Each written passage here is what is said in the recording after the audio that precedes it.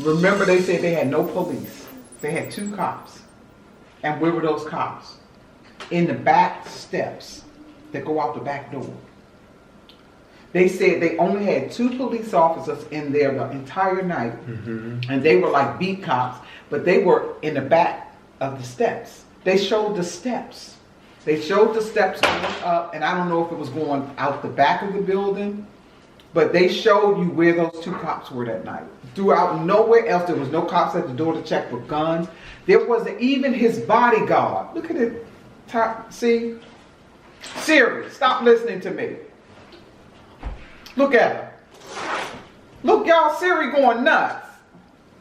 No, good where she's supposed to be listening to me. And wrote everything down. Everything I said. Tried to find words to put in my mouth. I didn't even say. Y'all should have saw her search. But they said that there was 2 cops that were in the back. It's funny, none of his bodyguards had any kind of security. Any weapons. They didn't have they had somebody had a weapon because the boy got shot. Yes, and the guy said that. He said, I think in that documentary, because one of the bodyguards was still living, then he said, I shot him in the leg. That's right, exactly. So, and the informant, the guy that was faking the mouth to mouth. He's not in the documentary, is he? Yeah, he in here. That's where I just showed it to you from. No, you showed me a picture of him. He's in the documentary talking. Oh, that was him talking. Yes, he had the nice little hand and little shirt. He was in the documentary in the I think in the last 2 episodes. So he trying to make so you think the guy that was talking? You saying the guy that was talking was the guy that was giving him mouth to mouth? Yes. But you're saying that he really wasn't giving him mouth to mouth. He was holding his mouth, and on top of that, when the guy tried to get away, he hit him over the head with a chair. And he said the guy got up and ran away. Okay, you Malcolm X bodyguard. You hit somebody over the head with a chair. You're going to keep hitting. You're going to keep hitting them. Why you just going to hit them once? Because you need to act like you're doing something to deter this situation, right? Why did none of Malcolm X bodyguards have a gun? Why did none of the people around him have a gun? Because, and he had people... Oh! I'm scared, y'all. I'm scared. Because this is intense. I'm scared. Don't come get me. I'm sorry. Don't come get me. But you know what makes it even amazing? If he knew, and he did, okay, that because he said it, that he's a marked, he said, I'm already a marked man. You talking about the man that had on the brown checker suit? No. Malcolm X said that. Oh, yeah. He said, I'm already a marked man. Yes. He died, a week or 2 later. Think about this. Yeah. Think of how Elijah Muhammad's guards was around him. Exactly. Let me finish. Was around him. Yes. Why wasn't his guards circled around him to protect him, knowing that his life was imminent? They said the day that Malcolm X left the Nation of Islam, it was a year between him leaving and him being assassinated. The day he left, they said he became so fragile, and they said he was under so much stress. And at that time, you see him even break character. And he just began to blurt out stuff about Elijah Muhammad, talking about all the women he slept with. He went from bad to becoming the very tattletale that he said he wasn't going to be when the police brought him in after he left and asked him to be an informant. Yeah. They said, how much money would it take for an informant, for someone to give up the nation? And he said, I know why you brought me here. I know what I'm here for, but I have nothing for you. And he was so loyal. But all of a sudden, all that loyalty went out the window. He went on camera. He knew his life was ending. But he said, I'm going to get this bastard. He tried to kill my kids. There you go. And it's funny. They blew up his house the way this documentary made it. They blew up his house after he lost the court case. With Elijah over the property. Yeah. He was never expelled from the house. They never put him out. Not yet. No. No, the house was blown up. But that's the thing. The guy said in the documentary, he said, you lost the house and you had to get the house. What's the best way to not get the house? Is to burn the house down. But that was the conspiracy. Right. That Malcolm blew up his own house. Right. That's To why not get it back. Elijah was saying, remember the first clip we shot, he was like, well, you know, you something by your mouth, you die by your mouth. Oh yeah, he said. Remember he said that? Yeah, he said he's a product of his own teaching. Exactly. Yes. And he said he got just what his teaching deserved or Yes. something like that. And then he looked up and said, you teach violence, you die by violence. Yes. And then you become a product of violence. And then the man asked him, said, do you think he blew up he said, did you have his house blown up? And he looked up at somebody and said, I think he blew up his own house. Now, Why wasn't, and these are just questions, why didn't Elijah inquire further? Because he won that property back in court.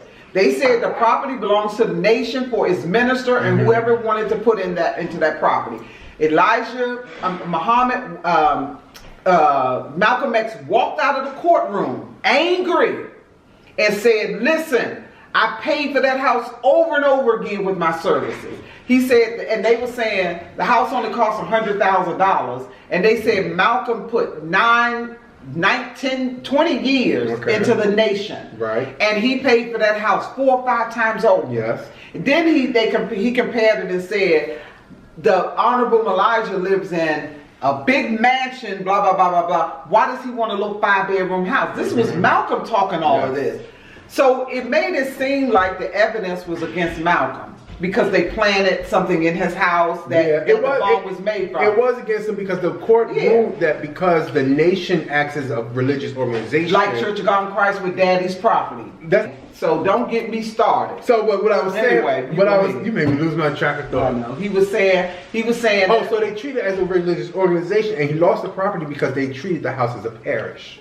And he was no longer the acting minister. Exactly. That's what I'm saying. All the evidence was mounted against him. Right. But he said what makes it, as much as he loved his daughters, why would he put his daughters in danger? That's what makes you know that was a stupid accusation because this man. Why not put it in an empty living room that nobody's going to be at? Exactly. And they threw it in the room. It wasn't just one firebomb. It was 3.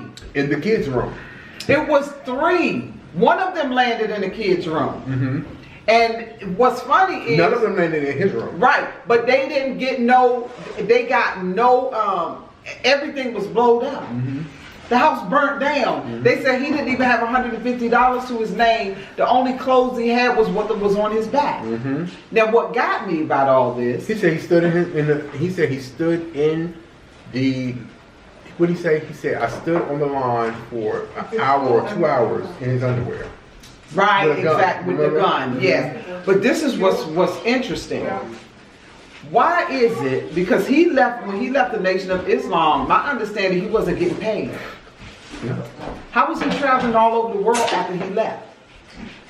Remember, he went to all the African nations. He went to Mecca. They were showing his airline ticket. He did not leave. Notice, he did not leave the nation until after he got back from his pilgrimage. But when he went on his pilgrimage, it was during the time that he was being silenced. Correct. But so who paid for that $1,300 he was ticket? silenced. He wasn't removed. Wasn't right. That's what I'm saying. So silence means you can't speak publicly, and it was only for 90 days. But my point is this: after the 90 days, they put it on him. Remember, they said he can't speak indefinitely. I don't remember that. Yes, they said he can no longer speak. He can't. But speaking doesn't mean travel. And this but he was still speaking for the nation when he was traveling. So this goes to the second point that I was saying about that. I don't think that Elijah Muhammad actually had any instrument in Malcolm's death. The reason why I say this is because there were so many counts where publicly. Let's specify. Go ahead. You mean directly? Yes, that's what I said. There's many counts that people said he stated publicly. Right. Do not let no one touch. Wouldn't you? Don't let no one touch a hair on his red head. leave Brother Malcolm alone. That's what he said. That's what He said it many times. He said it many times. But they got him on tape, the FBI. Got him on tape in private with his lieutenants. Oh, they got that on there? Yes. Show that. That's what I'm telling you about seeds. Oh, no, show that to me. He never said directly. They have no evidence that he directly said to take his life. What episode was that in? This was in throughout the episode, but mainly in the last two. Okay. They said that the FBI was listening in. He had a phone call? Yeah, no, they was the houses, everything was bugged. Okay. They had a meeting. They said whenever he would have meetings with his lieutenants, there was seeds being dropped. Okay. Remember the guy said the one that that was a part of the group that told on everybody. Okay. He said, listen. He said Malcolm would never tell you. I mean, Elijah would never tell you to go out and kill anybody. But he dropped seeds. Okay. He said they drop seeds all the time. And then he said the guy that was the head of the Mosque 25, James or whatever his name was, they said he was a militant. He was him and Elijah Muhammad they started the nation together. He was the militant side and Muhammad and Elijah was the money side. Okay. And he said this guy dropped seeds. He said his mosque was known for their violence and supporting and doing anything to people who harmed the nation. Oh, they were the militant. Yeah. They did not saying that they did anything under the auspice or the direction of Elijah. Right. But because of his relationship, it was known throughout the whole entire nation and the city to just regular civilians that what this mosque was about. Why didn't the nation ever come after them and try to pull them in, try to curtail them? They said these guys didn't carry guns, but they were trained in martial arts. Yes. They were trained how to fight. Yep. They were military trained. Yes, they were. And the guy that got shot in the foot that finally told on everybody, he was a part of that group, and so was the other four. Okay. All four of them was from that mosque. That is a goddamn shame. See? Goddamn shame. He's mad. What that shows me is that they already knew, or from the start, the FBI knew that William Bradley was the one, but because he took out who they wanted him to already take out, they kept it quiet. Also, look at it this way. The FBI's only job, now remember, they received their orders from the FBI. And their whole thing was to keep any black man, they called him the BlackMessiah. Their whole point was to keep them from rising up.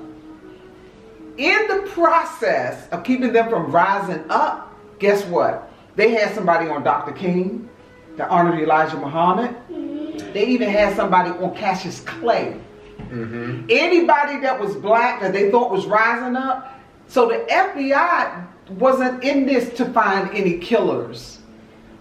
They wasn't in this to go after anybody that was trying to take them out. Their whole thing was they were the ones that was starting the controversy. This guy he found letters the FBI was sending to Elijah Muhammad about Malcolm. So they was causing confusion. As soon as they found out that Malcolm and Elijah was splitting, they infiltrated it even more. They said that, and they said they purposely planted seeds. Exactly. Of discord, because why do something? All they had to do was just keep feeding them. And their point was, we don't have to kill him. No. His own people would do that. Back, if they're doing this. Exactly. So their job was in no way were they investigating any particular crime. They were surveilling to keep his power down. They said he was one man that had too much power. And so they didn't care if the assassin ran up to them at the FBI office and said, I just killed Malcolm X. They'll take the report and they'll file it away. Because unless the police department specifically asks for that or the court asks for it, their job is not to give them anything. So the question is, and these are the questions. We only have all this questions. Do you think the nation had him under protection? Or Yes. The FBI had him under protection? Listen, one of the guys was saying when he was walking under the bridge, host guy, when he was walking under the bridge, the guy said, "You need to leave this alone. He's under protection." He said that. But he said he said he's under police or some kind of. He didn't say the nation. Right. He just said he's under protection. And if I was you, I would leave it alone. He said it's happened. It's been 20 years ago. He said you don't leave want to it do alone. this. He said leave it alone. You don't want to do this. Yeah, because remember, this guy's investigating this 20-some years later. This is not like yesterday after it happened. And these people had gone on with their lives. Everybody in the street knew who killed Malcolm X that was in New Jersey and in the nation. They already knew. On that block. On that block. Yeah. The problem is, they knew it all the way to Illinois and Atlanta. Wherever there was a Muslim mosque, they knew who took out Malcolm. And it's funny because everybody that he interviewed with, whether they were sitting down eating, whether they're barbershop, everybody kept saying, leave it alone. Yeah. Well, we know who did it. Yeah. But we don't talk about it. This is just something we don't talk about. And it's funny that it took them all this time, and I'm still wondering, how did William Bradley die? Honestly, you probably think if he died. Well, yeah, but they had a funeral. Well, they had a funeral for Tupac too. Okay, but they didn't let us in the funeral, so we don't know if there was no body in there, but I'm sure there was a body in the casket. For William Bradley? I don't believe that he's not dead. He was old. Remember I said they need to try to get him before, because he's already old.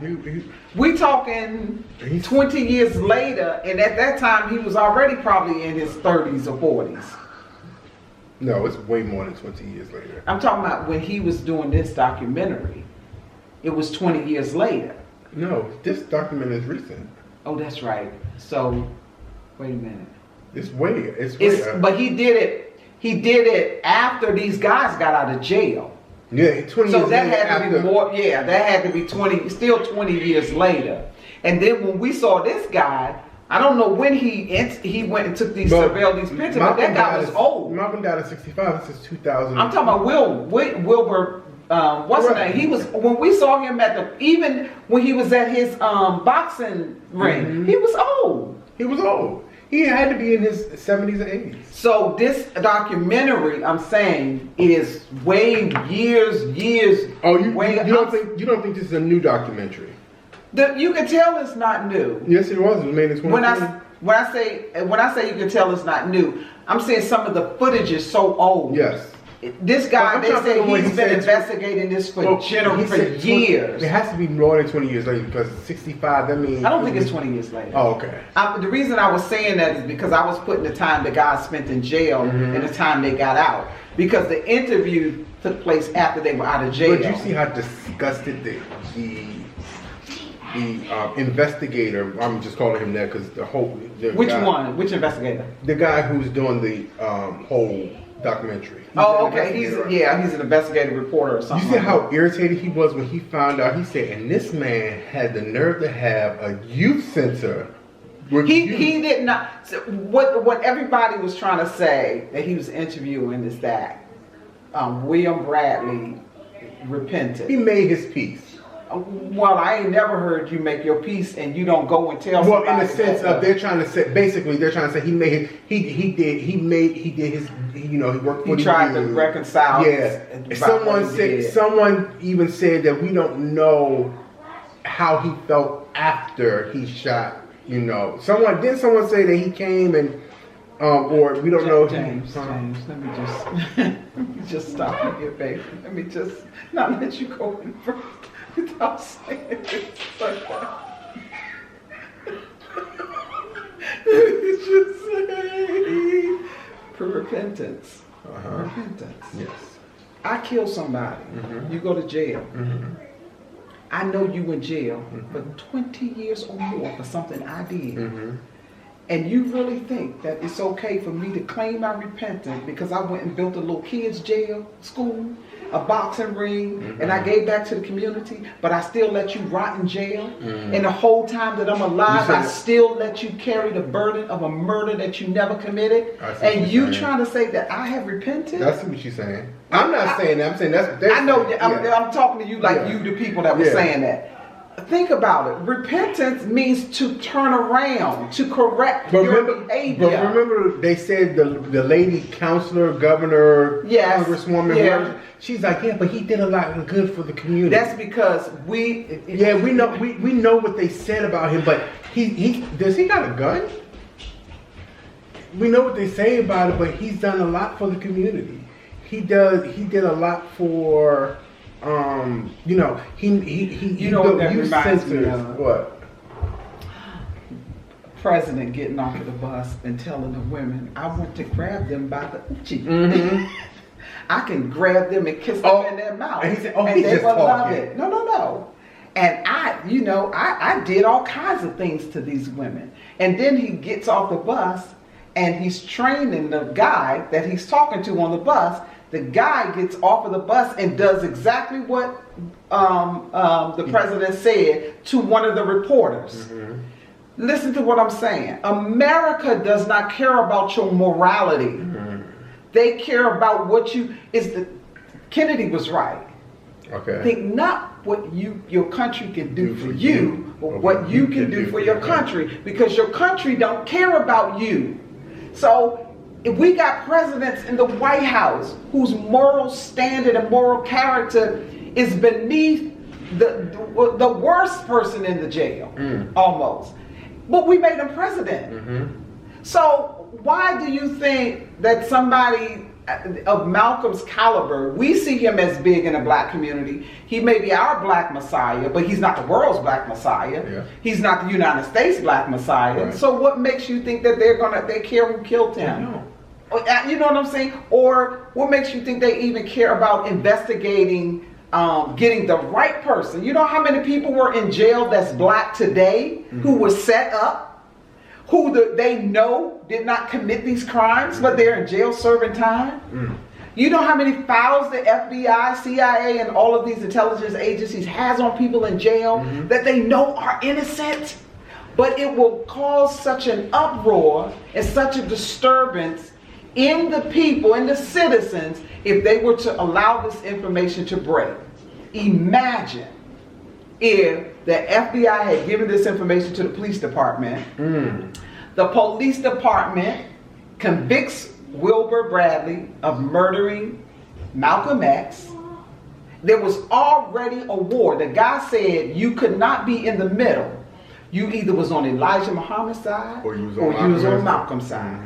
Nobody was in the middle in Newark, New Jersey or New York. They was on one, and the fraction was so bad. If they had, and remember, they told Malcolm, they said people are leaving the nation. He said they're not leaving fast enough. So people were leaving, coming to his side. Imagine what would have happened if the FBI, New York Police Department, had came up with the real killer and found out all 5 of them came from Mosque 25. The very mosque of the man who was the closest to Elijah Muhammad. Imagine. They're thinking about how do we keep this under wraps. We already know when he dies that there's going to be riots and terror. But imagine if we get these two groups of people fighting each other and us. They're not stupid. The government is not, listen y'all, the government ain't stupid. Y'all need to understand, you are peas in a big pot.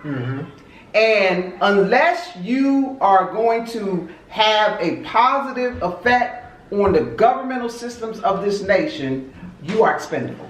Always. Malcolm was expendable. Dr. King was expendable. Guess who else was expendable? John F. Kennedy was expendable, and he was the president of the United States. I'm sweating under here because I know what it is. Yeah. The reality of it is you got to have some kind of reverential fear for this system, because it takes nothing for you to get caught up in it. It doesn't. And then you can look like somebody that they want to accuse of something. Can have the history in your life of somebody that they want to accuse of something. You find that you in jail for the rest of your life. And then imagine if he would have been caught. Who else would he have implicated? It was 3 others but they had the names of the other ones. They did. His name was the only one, and they said one of them had died. two of the guys had died of the 5. Because the 2 guys that went to prison, both of them, they was on the show. And one of the guys had recently died that was in jail for a crime he didn't commit. But imagine if they had released this information. Today we are hot about it. We're not even in the nation. We're not even in the nation. But Malcolm meant a lot to everybody, not just the nation. But yes. Dr. King meant a lot. Even Elijah meant a lot. But to people he that meant wanted the nation. a lot to the nation of that day. Absolutely. Now, if you notice, if you watch the documentary, a lot of it says former member of the nation. Exactly. Former member. They didn't leave being a Muslim or Islam, but they left the nation. Former member of the nation. Yeah. Because now the nation is conditioned now. Exactly. That Malcolm was the enemy. Right, exactly. And so they're still preaching it. And so the nation that we know now believes that he's the enemy. Absolutely. But I mean, it has been recently that Farrakhan went to Shabazz, the daughter, Malcolm X's daughter. Yes, I saw that clip. And apologized. She wasn't having it though, to me. It wasn't an apology it wasn't the apology she wanted. Yeah, no. Because she knew that you had something to do with my father's death. You had something to do and with you want to yeah. And the thing about it is, I don't think that I think at that time it was important for all of those factions of the nation to come against Malcolm. Farrakhan, Elijah, whoever else they think, I would even say Cassius Clay, Muhammad Ali, because he was a big pawn. He was a very big pawn. He himself went against Malcolm. He went against Malcolm because Elijah got to him first. Muhammad Ali was an arrogant man, but he was not just arrogant, he knew his power. Okay. And the two of them knew that if we could get Cassius Clay on either one of our side, we will be the winner. Elijah Muhammad went and gave off of Cassius Clay a new name. That was the price for his loyalty. And when he changed his name, he said, "You are now Muhammad Ali. You are no longer Cassius Clay." And that the reporters was like, "So you're not going to be Cassius Clay anymore?" He was like, "No, I'm not going to be the white man's name anymore. I'm not going to carry my slave master's name." And he was like, "Well, have you legally changed your name?" He was like, "Did I legally get the white man's name?" I love that man, the way he talks. He comes right at you. But he was so big that he even went to jail because he said, "I'm not going to go and fight in the white man's army. My religion won't let me do it." And they think he became Muslim so he don't have to go fight in the war. But the way he fought, he could have beat up a whole lot of people with his hands. But this, I'm telling you, this thing is huge. It's huge. I'm telling you, it's really... It's huge. You got to watch it. You got to watch it. And this, let me tell y'all something. This is something y'all got to watch out for. It's very easy to pick things apart individually. Look at the black nation around the world. We have lost leaders of all caliber. Now I want y'all to get this. All calibers. Think about Marcus Garvey. Think about Nelson Mandela. Think about Elijah Muhammad. Think about Malcolm X. Think about Dr. King. Think about Cassius Clay. Think about, there's so many more that I haven't even begun to name. Think about it. All of these people were assassinated in some kind of way. They were killed. They were black messiahs. Now, what the government, I think, is missing is that a messiah is a messenger. You can kill the messenger, but you can't kill the message. You can't kill the message. The issue is that America, the black nation of the world, has enough messages right now to bring together a nation and to become a powerful nation, because now what we have is ancestors. We have national, we have international, interspiritual, meaning that we have universal. So even though FDR even though FDR's whole point was to kill the Black Messiah, he never said kill the message. See, if you'd have left the men alive, they would not have as much power as they have dead. They are martyrs now. But you know what that goes to show? Keep your point. But what that goes to show, because I really made it. they're like what? I really made my point. I'm saying. Oh, when you said though, I kind of got a revolution. When you said they said kill the messenger, kill the messenger, but don't kill the message, because that makes it seem like black people need we need an icon. We've never We don't have enough that if you kill the messenger, right, they're not strong enough to hang on to the message. Right, exactly. I think that's a very, very important point, because all over the world, this goes back to a Bible scripture, and I love this because I live by this. Remember when Saul, who was it was Saul in the Bible, in the Old Testament, who wanted to be a king. Okay. And he was king before David. Yes. That was Saul, right? Yes. Now, the reason Saul became king was because the people pestered God. They said, we need a king. We want him. They had no kingdom. None. God said, you don't need a king. I am your king. He said, no, but we want, this is the one we want. No, they wanted one, period. They wanted a king, period. He said, why do you need someone to rule over you when you have me? I'm God. Absolutely. They said, but we need a man. We need someone for you to speak through. He said, I tell you what, all these other nations have kings. We don't have one. Exactly. He said, I tell you what I'm going to do. Not only am I going to give you a king, but I'm going to tell you what he's going to do to you. He's going to rape your daughters. He's going to kill your sons. He's going to take your husbands to war. He's going to rule over you with a rod iron. And then you'll come crying to me in the day, because now you're going to want me to be your ruler again. Did it not happen? Saul began to rule those people with such a rod of iron, that the people began to cry out to God, we do not want this king. But God said, no, you wanted somebody to rule over you. This is who you begged me for. I think black people need to get this message and get it quickly. We keep calling ourselves the original people. We keep saying that we are the originators of humanity. Yes, we say this. But we're always looking for a leader. We're always looking for somebody to rise up and lead us. Because one reason I believe that there's an inexcusable excuse is because all over the world, black people have been cast down so much. Listen, you about to open up another can. But the only reason I'm saying is, don't forget your point. The only reason I'm saying this is because we have a different generation of people.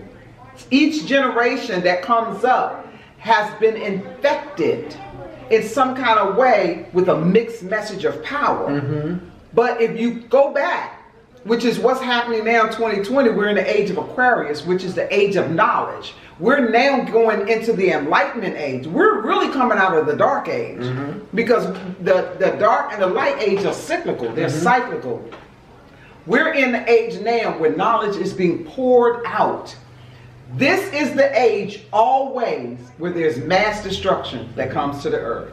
Because people get knowledge, they don't know what to do with it. Don't know what to do with it. So we are now at an age in a generation that this generation is not ignorant of its past, its present, and do have some idea of where they can go in the future. But they're too complacent to do anything about it. And then when you were saying how they're lazy, won't take the message. But what also goes back to when you said it, made me think about this. The reason why we probably think like that as a people is because we're conditioned. That's my point. You have other races. Where'd that go? You have other. Get the piece of hair off of it. Is it hair on it? You have, and then wipe your shirt. You got sauce on it, crab sauce on it. All right. Who threw that? You have, who threw my shrimp at me? You have other races who can equally serve as leader and as as follower. Mm-hmm. But we have to, especially how we grew up in the Slave era. No, I'm gonna say something. Well, okay. How we grew up in the church. Oh yeah. Because we grew up in the church, and how we grew up in the church, we have to have a one person to follow, and when that person say jump, we say ha ha. That person say come at 6 o'clock. We go at 6 o'clock. Don't you leave your job? Listen, to be there at 6 o'clock. Don't. And you don't go to no other church. Okay. And you don't visit no other place. Why do you think? Because I was the BlackMessiah. Listen, because and what I'm saying is, we're conditioned to have a type of. We're conditioned to follow the messenger and not the message. We are so conditioned that across the world, if the messenger leaves and goes on, we lose the message. That's why you have a lot of churches and a lot of people who, when the leader dies, everyone falls apart. Exactly. When the mother and the father dies of the family disperses. Right. Because they haven't kept the mother will preach the whole time. Whether it's the mother and father, y'all stay together. I want y'all to stay together. I need y'all to stay. I'm not going to be here always, but y'all stay together. And when the mother dies, when the messenger dies, the message dies with it, because they're not listening to the message. They're relying on. Damn to be the one who try to pick it up and become the leader of the message. Damn to be them. You understand what I'm saying? Yeah. That's like, oh my God, that was really good. Because that is the truth. Try to pick up. See, y'all don't get it. Y'all don't get it. It makes no sense for me to even keep going on. Get on. Because you don't get it. The reality of it is, each person, each one of us, and I'm speaking to black people right now. I'm not speaking to all races, because I'm not anything but black. Yeah, and we identify with what we do as black people. And what I'm saying is, stop looking for a leader. Leaders are targets for your enemy. As soon as look at look at Jesus. Okay. Now, I'm about to go somewhere right now. I'm about to go real deep just for a quick second. You keep asking for these leaders. Okay. I don't care who they have been. Buddha, Jesus, Confucius. No, I'm talking about all these divine leaders. Oh, okay. You keep asking for Elijah Muhammad. Yep, Elijah Muhammad. Because my Daddy Grace. I don't care who it has been. I'm just hollering. I don't care who it has been. We keep asking, getting these leaders and attaching to these people. And when we attach, and we're guilty of it. We're guilty of it. Even on a micro level. Yeah. We're not talking about just the macro now.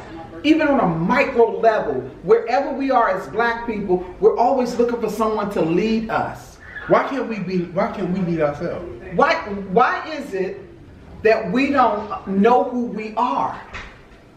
If we knew who we were, we would automatically connect with one another intuitively, and we would know what the agenda is. Listen, connect with each other. Connect to each other intuitively. Because that's how you do with your leader. Listen. Oh, this is good. You probably don't remember this. Remember the three guys was at the table from Mars 25. Okay. And the guy asked him, he said, what I don't understand is you three have never met Elijah Muhammad. You never met him in your life. In your life. But you are so dedicated to him. The guy said, wait a minute.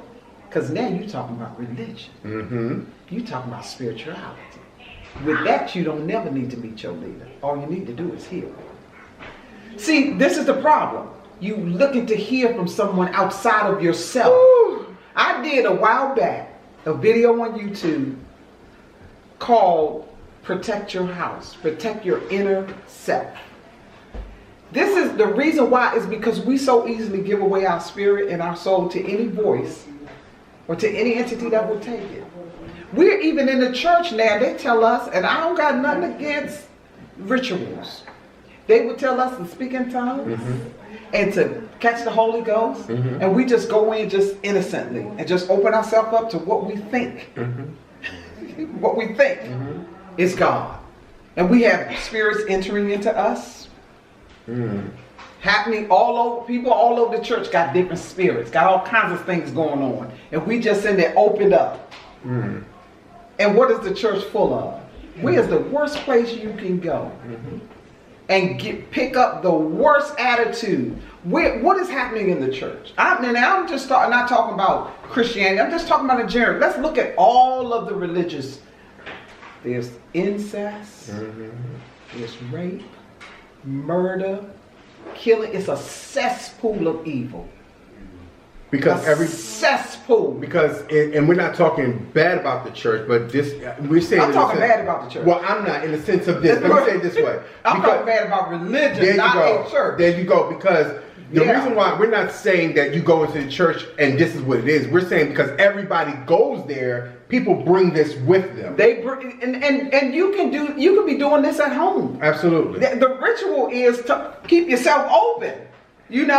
Speak in tongues and get the Holy Ghost and get the Spirit of God. And you have no idea who God is. But yet you're open, and as soon as you feel something, then you identify that as being from God. And then when you leave the church, so does the feeling. And that's what you say. So you say you identify it as God, which is what I believe that these individuals, these four guys, they identified Elijah Muhammad. Of course, he was the prophet. And check this out, because if I'm not mistaken, at that table, in certain times of the interview, he was talking to the guys. They said, "Oh no, he would never say that." He said it all the time. He would never say that. He's the prophet of life. But he didn't. But we have him on video saying the exact same. But wait a minute, what did he ask them? What you mean? He said, as soon as they said that, he said, "How did you know?" Yeah. And they shut up. They couldn't say nothing. Well, how did you know? He said, "What evidence do you have that he didn't do this?" Oh, he wouldn't say that. That's not him. That's what. But they said that after a few minutes of just like breathing and holding their breath, like, well, he just wouldn't do that. Right. But how do you know? It's the question. How do you? That's when the guy would say you're getting into spirituality. Yeah. After he asked that. So in other words, you believe that you're supposed to take things for granted. That the person you're following is so holy and so sacred. And then what ticked me off? It didn't tick me off. It pissed me off. It pissed you off. It pissed me off. P-I-S-S-E-D. Pissed me off. When they found out that this brother was sleeping with teenage girls. They tried having babies with him. And it's what we do today. You hear about all these leaders that are destroying our children, destroying our boys and our girls. And what do we say? We always say, but they're human. Oh, right. They're not God. They have flaws, but you don't give up on them because they make mistakes. Yeah, but if they raping your children, you don't continue to follow them. But no, they justified the whole thing. They justified and it. There is a clip of... Remember the guy? Wait a minute, hold up. Please don't forget. I gotta say this because the guy was stupid. Remember the guy say, "Well, what about David?" Absolutely. He said when David saw Bathsheba booty, he said he wanted the booty, and this man looked like he about 90. He was like, "I bet you don't have a problem with that in your Christian Bible." When David said he wanted her booty, and when he found out she was married, sent the husband to war and killed her, he said he saw that booty. He said, "What you gonna say about that?" That's how they justify it. But see, there's a clip of Farrakhan saying almost the exact same thing. He said, "Well, what do you say? Islam speaks about fornication and having babies out of wedlock. He had 20-something kids with teenage young girls, 16. These girls who worked in here, and they justified it saying, oh yeah, but he was married to these women." He was not. He was not a polygamist. They say he was married to these women, and the guy said, "But how?" Well, David had many wives. But see, they didn't show in this documentary when Malcolm went to those women's houses. And they asked them, and those girls was crying and said that they were put out of the nation. They was put out of the nation. They was put out of the nation and abandoned and ostracized and told not to speak. Not to speak nothing. So I don't. It doesn't matter. This is why I say you keep looking for leaders, someone for you to follow. But then when you follow them and they disappoint you, you mad. Listen, what do you expect from a flawed? This is the problem that we're facing in the church. I'm gonna tell you now. We as humanity. We have given we have given God a bad name. We have given, and I'm gonna say it this way, Christianity a bad name. We have given any religion because we follow these humans. We follow these leaders. You sound like an alien when you say that. You follow. Well, I am an alien.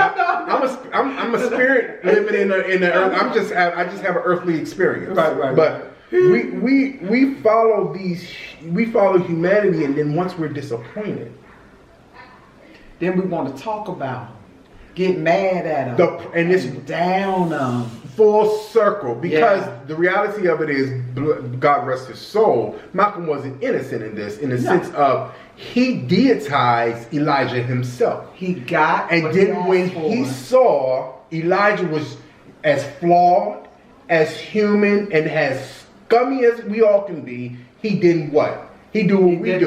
He turned his back, and now all of a sudden. But he didn't leave. He knew about the women before he got kicked out. Yeah, but he wouldn't say it. He wouldn't deal with it. He said it wasn't his business. Absolutely. And the thing about it is, that's what we all say until it affects us. That's what I'm saying. It's not our business. He found out until it's your child caught in the office with the pastor. But it didn't affect him. Or with the priest. It didn't affect him. But when it started to knock on his door, when he needed it, there you as go. a weapon, there you go. him. That's what we do. We weaponize. Mistakes. We weaponize it. We weaponize it real good. And then those of us who have been close to leaders and know the leader's business, and we still continue to quote unquote cover. Yes, we're good coverers. We're good coverers. We the best protectors that y'all got out there. Y'all better call us. Listen. Y'all know how many leaders we done covered for generations and generations? Because if the truth was told and we was able to write a book. I could. And I would mention names. And I mentioned my name too because I wasn't perfect. Wasn't perfect. I ain't expect to be perfect because I ain't never been one to say I'm perfect. Y'all watch my shows. Y'all know I ain't perfect. Y'all will see me make mistakes on me. But he used the ammo that he had at that time. Because that's when Malcolm became fully human. Absolutely. Okay, because prior to that he wasn't fully human. Right. He was real spiritual. But when he lost everything, when that leader, the very Messiah that he worshipped, turned on him and said, "No, I'm really not your Messiah. I'm your enemy, brother." Because the whole nation was told that Malcolm was the enemy. And when Malcolm saw the fire of the enemy, that was not just the enemy. Elijah turned to a serpent. He was worse than the enemy because the enemy could be forget. He became the devil. I said he became a serpent. Okay, y'all heard the story about the man that picked up the snake, put him inside his pocket because the snake, he wanted to make it warm, and the snake bit him. And said, "You knew I was." And then he said, "Why you bite me?" The snake said, "You knew I was a snake when you put me in your pocket. You just forgot what I do." Don't think because you put me in your pocket that I'm not a biter. I will bite you. I will bite you. I will bite you. So I guess to wrap this up, because we could go on and on. Because we're really only talking about the last episode. We haven't even started. We just started with this whole thing is really about the last episode. Episode 9. We haven't even started from 1. Exactly. 1 through 8 has not been discussed. Yeah, at all. Like it's a lot. Enough information in there. I could take episodes 1 through 9 and dissect it and show you the steps where Malcolm made mistakes because he forgot he was following a man. He forgot he was following a man. The FBI knew he was following a man. And all they was waiting for was that golden opportunity where every man always shows his tail. And that's when they bit into him. Because the intelligence agent, they was the snake. You know, and he had them believing, not Malcolm, previously he had them believing that he was a Messiah who died and came back to life. You remember that? Absolutely. But you what's so funny is your little, I'm about to say a bad word, your little butt. Little ass. Your little butt, you were so divine, yet you was talking, you had how many men around you in the middle, and couldn't even reach the microphone. I'm sorry, y'all. He was so right, couldn't even reach, he was talking like this, and I mean, they was encamped. Anyway, Listen. Now that's another telltale because Malcolm was in danger. He walked the streets without bodyguards. He walked the streets without a weapon on him. But everywhere, once Malcolm and Elijah split, everywhere Elijah went, he was covered. There were so many people around him, his little head was sticking up between it like this. Because he felt that Malcolm was going to have him taken out. Absolutely. But what he didn't understand was Malcolm ain't like that. Malcolm wasn't like that. And I also believe that Elijah did not directly have him taken out. Right. But there was someone that he knew did. Absolutely. And would. And so she was still scared. So he was scared he was going to get taken out. In that documentary, did it talk about his son? Yes. Elijah's son. Yeah. And yes. He was the one who was. That's what I was telling you. And he was the one who was like always ready. Like, let's take him. Like, and that's the one I was telling you. I think it was the night before Malcolm died. He went to Mosque 25. Okay. And he was ministering to the people, and he said, "Why is Malcolm X still alive?" Yes. That night, and the next day, the guys took him out. It was Elijah Muhammad's son that fueled that fire, because they said he was always the angry one. He was always the militant, high-headed one. So it's funny that the militant mosque would have the militant son speak. And then the night before, after he speaks, then Malcolm X is assassinated. And it's funny. Now, I'm about to say something else, and this is going to kind of blow your mind. See, I'm about to get in trouble. Why is it that every person that was a threat to the nation, to the United States, because that's what the United States is saying, I don't care how much a threat you are to each other. When you threaten the fabric of our nation, that's when we take you out. So everybody's been taken out, but two people were never touched. They still, one of them still alive today. Minister Farrakhan still alive. Elijah Muhammad died naturally. What does that tell you? What does that tell you? Martin Luther King was assassinated. Malcolm X was assassinated. Does it tell you that they're not John F. Kennedy was assassinated? No, they're very powerful. As a matter of fact, they're saying almost the same thing that these guys